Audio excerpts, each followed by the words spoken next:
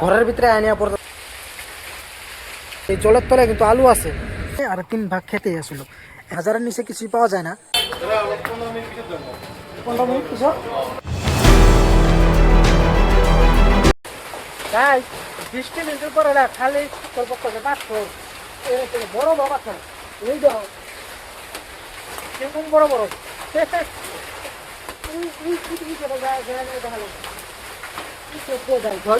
ঘর দেওয়া যায় এদিক দিয়ে দেখা যায় অল্প হালকা হালকা বিকাল থেকে কাতর করতেছে তো বিকালবেলায় একটু কাতর সাইডটা একটু শুরু করতে আসলে এখন যেটা করতেছে না এটা মানে একদম পুরো বড় বড় কাছে তিন করে যাই এটা হোক কিরকম বড় বড় কাজ করতেছে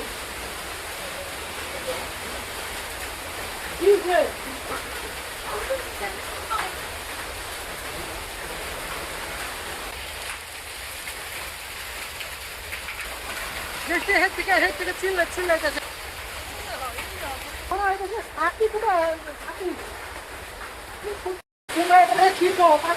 শিল্প মানে আমরা তো লোকাল ভাষায় শিল্পীরা বই যে শিল করতেছে ওটা আমি হাতের থেকে হাতে এনে দিলাম। এটা ঘরের ভিতরে আনিয়া পড়তেছে আরো বড় বড় বড় গাইস। এই বৃষ্টিতে না এই এই তিন দিনের বৃষ্টি মোটামুটি আমগো ভালো মানে ক্ষয়ক্ষতি হয়ে গেছে।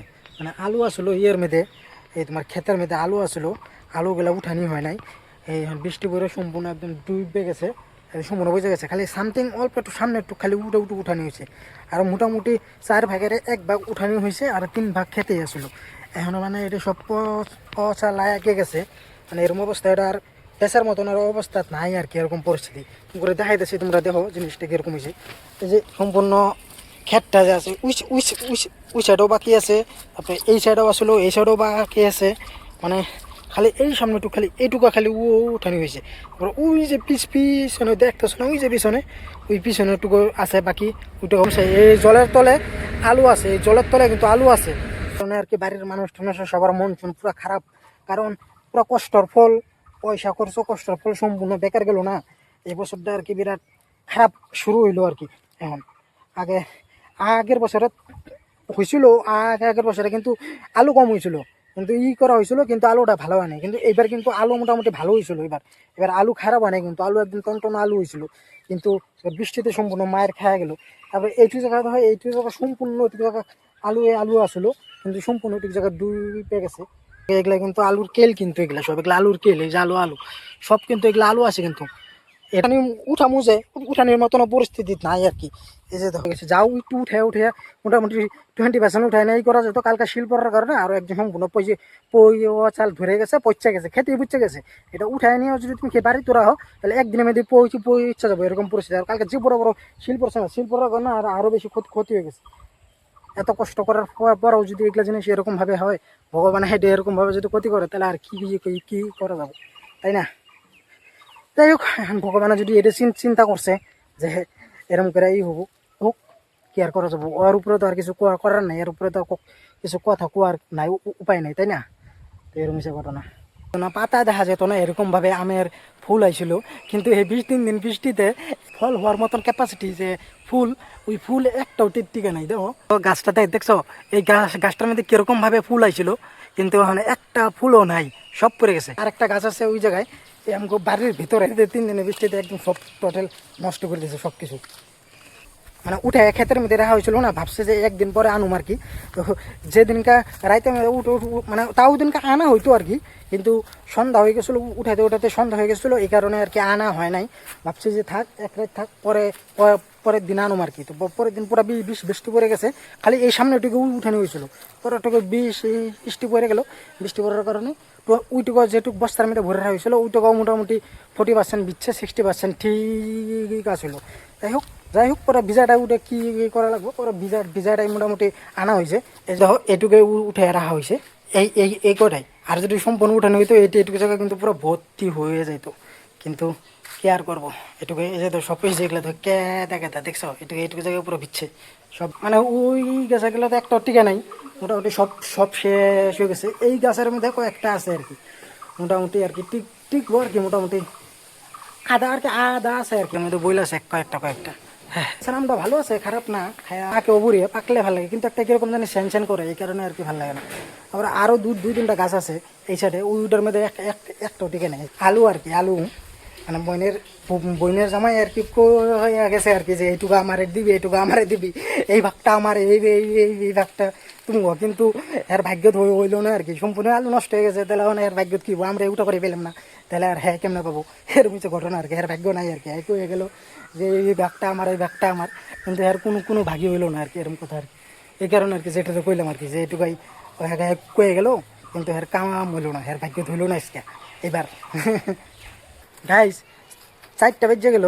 এখনো স্নান করি নাই যাইনি আগে স্নানটা করি মা চিল্লাইতেছে ভাত খাওয়া লাগে 4টা পার হয়ে গেছে গাইস স্নান করা হয়ে গেল স্নানটা করে এলাম এখন ভাতটা খামো আমগো ফ্যামিলির লগে বইয়া খাওয়া খুব কমই হয় কারণ সবাই একটু একলাই খায় সবাই এক লগে বইয়া খাওয়ার ওটুক টাইমটা মিলে না আর কি যখন সবার টাইমিং আলাদা আলাদা কেউ খায় 2টায় কেউ খায় 3টায় কেউ খায় 4টায় যেরকম আমার এখন 4:30 বাজে আমার 4:30টার আগে আমার ভাত খাওয়া হয় না তো ওইটুক টাইম অব্দি তো ফ্যামিলির সবাই বয়ে থাকে না ওকে আগেই খাওয়া হয়েছে আমার দেরি হয় আর কি খাইতে খাইতে এই কারণে আর কি আমার এই রুমেই মা দিয়ে যায় আর কি তো ভাতটা আনতে গেলো মা তো চলো ভাতটা খাই নিয়ে তারপর বাজারে যাবো বাজারে যাওয়ার কিছু কারণ আছে কিছু জিনিস কিনা লাগবো তো চলো আগে ভাতটা খাই একটু জিরে তারপর যাবো এটা মাছের তরকারি এটা ডাইল একটা ভাজা আছে ভাত লেবু সিম্পল এটুকুই খাওয়া আর কি অনেকদিন হয়েছে মানে কিছু শপিং করি না তো আজকে একটু ভাবলাম যে একটু বাজারে একটু কিছু শপিং করি মানে এই জিনিসটা আমি খুব ভালো পাই শপিং করতে খুব ভালো পাই আর কি